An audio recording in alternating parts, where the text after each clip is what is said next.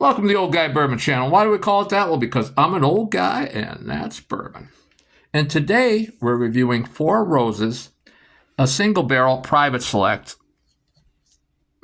And if you can see this, it's Four Roses single barrel. It's barrel strength. And this one was specially selected by Four Roses for New York State. Now, the thing is, I usually get these out of Pennsylvania for $110. Other states have them. Liquor stores have them. Bars have them. They're not a regular release. It has to be selected by a bar, a state, etc., an entity. It's not a regular release. You can't just walk into a store and see it across the country. They're always going to be different. They're single barrels selected. This one was selected. This one says selected by Four Roses for New York State. So maybe Four Roses just picked it out. I know in Pennsylvania, Fine Wines and Good Spirits selects the bottles. I don't know how much difference that is. But anyway, what we have here today, this bottle in particular is 117.2 proof. It's from Warehouse EN. The barrel number is 31-4S. Of course, it's been New York State. It's 10 years, 7 months old. It's OBSV, which is their high rye mash bill, which is 60% corn, 35% rye, and 5% malted barley. And their other mash bill is a low rye mash bill of 20% rye, which is still decent. Now, this one, Pennsylvania, on the side label, it will say when it was bottled and everything, bottled. And so this one, it has a laser coat. And I don't know if the Pennsylvania ones, I forgot to look to see if they also are laser coated. But this one is laser coated, and it was bottled May 3rd of 2024. So now a little bit about Four Roses. It was founded by Paul Jones Jr. in 1884. And the Four Roses legend goes that he had met a woman, and he was attracted to her, and he invited her to her ball. And she said she wasn't sure if she was going to go to the ball, but if she showed up at the ball with a corsage of Four Roses, then she was accepting his flirtations. And of course, she did, and that's supposedly how he named his distillery, Four Roses. And then later on, Seagram's purchased Four Roses, and they started sending the good stuff to Japan and Europe, and the Four Roses brand went down the tubes. And it was really a horrible bourbon. The good stuff was sent overseas, and the U.S. market just got the crap. Well, then in 2002, a Japanese company, Kirin Brewing Company, bought Four Roses, and they said, we're going to make good bourbon. We're not going to make all this crap that Four Roses put out. So they pulled every bottle of Four Roses in the U.S. market off the shelves. They just bought them all back. Everything back, and dumped it out, trashed it, and started all over again. And now they make, high-quality bourbons. Some people still don't like Four Roses. I'm a big Four Roses fan. These private selects are my favorite bourbons in the world. So anyway, when Kirin took over in 2002, they hired Jim Rutledge as their master distiller. And he stayed with the company until he retired in 2015. And then Brent Elliott took over, and he's still there as the master distiller. And they have 10 recipes: OBSV, OBSK, OBSO, OBSQ, OBSF, OESV, OESK, OESO, OESQ, and OESF. So you can see that the letters that change, the first letter is their distillery. They only have the one distillery. Third letter just stands for straight bourbon, so those never change. The two letters that change are the second and the fourth, and the second one is either a B or an E, and the B is their high rye mash bill, which is 60% corn, 35% rye, and 5% malted barley. That's their high rye mash bill. The E in the second letter is their low rye mash bill, which is 20% rye and 5% malted barley, and then the rest is corn.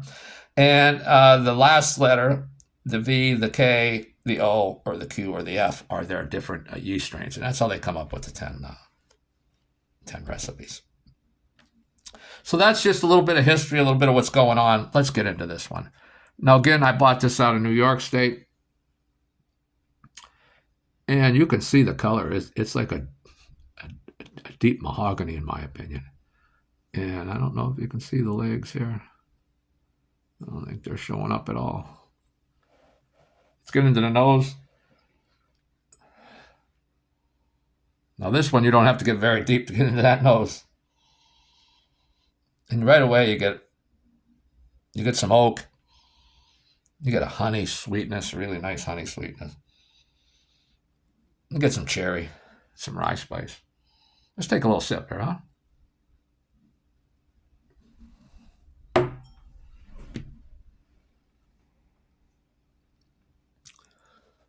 As I say in almost every single video, and pretty much other reviewers say the same thing. At first sip of the day, that ethanol comes through because you're not acclimated to it. Your taste buds, your tongue, whatever. This isn't acclimated to it. And this is 117.2 proof. So the ethanol did certainly come through on that first sip. But what also came through was just a sweetness, caramel, honey, some vanilla, of course, some cinnamon. Ah, man, let me tell you, there's other stuff going on here. I'm going to take a second nosing here. And again, I don't know how good those legs are showing up on this glass. But they, if I don't know if it can, it's just clinging to the glass.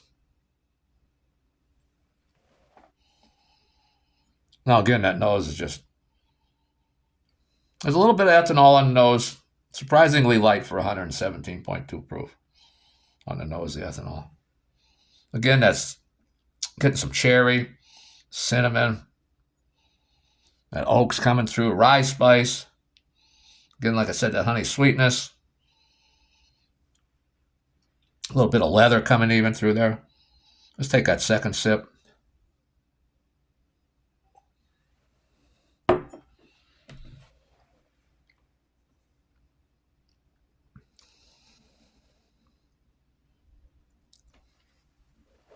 Ethanol's still there. It's settled down.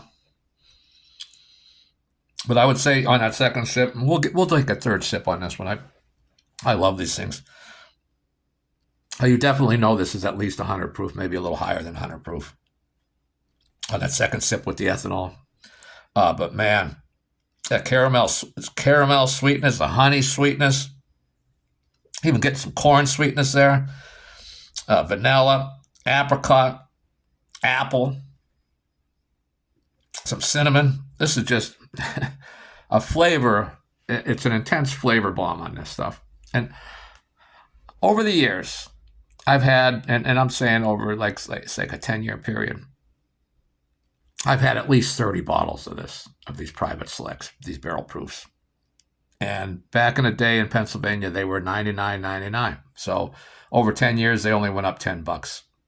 So they went from $100 to $110 in Pennsylvania over a 10-year period, which isn't a bad increase. But like I said, I've had at least 30 bottles of these separate single barrels, almost exclusively from Pennsylvania. I've only had less than a handful from New York. They're always excellent. They're always excellent. And on occasion, they are exceptional. And I've never had one where I went, oh man, I wish I would have saved my $100. They're always that good. In Pennsylvania, the fine wines and good spirits, all their private selects are outstanding. So I don't know about New York's again, but this one's good. Again, that nose, you get that cinnamon, the cherry, the rye spice, the oak, the honey, leather. If you're really searching in there, oh man. Some apple, like a sweet apple, not a tart apple. A little leather. Unbelievable. Let's go in on that last sip for the review on the pellet.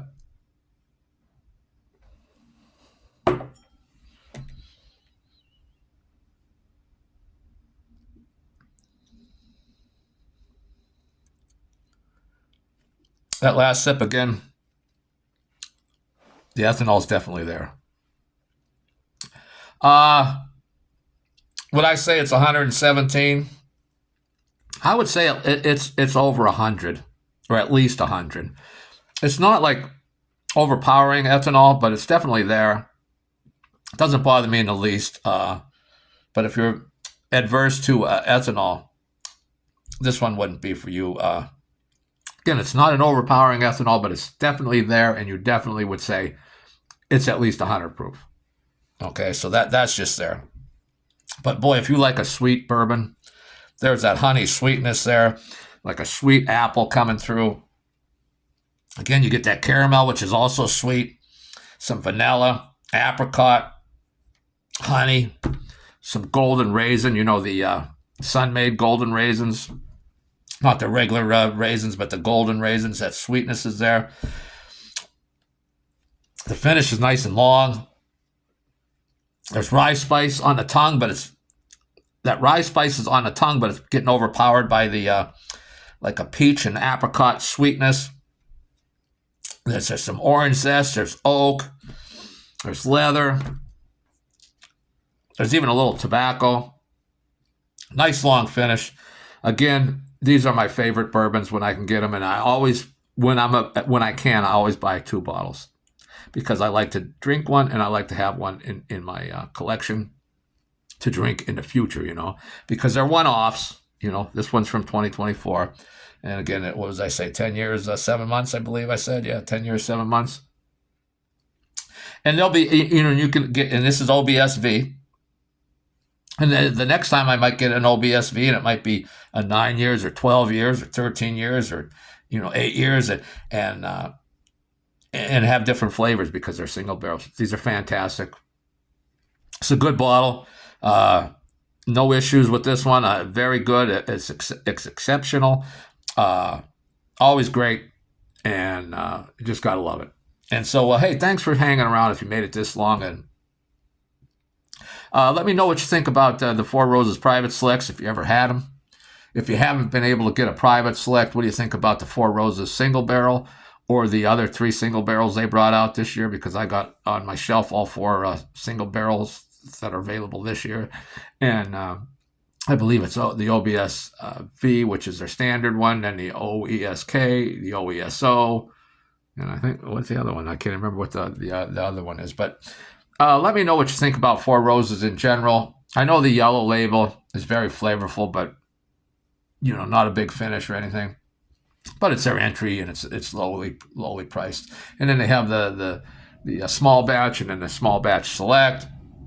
I love them all. I even like the yellow label. I don't buy it very often, hardly ever, because it's low proof. But hey, go ahead and comment on that, and like if you like it or dislike it. If you don't like it, leave a comment. Whatever. I'm open to criticism, whatever. And thanks for hanging around. We'll see you next time.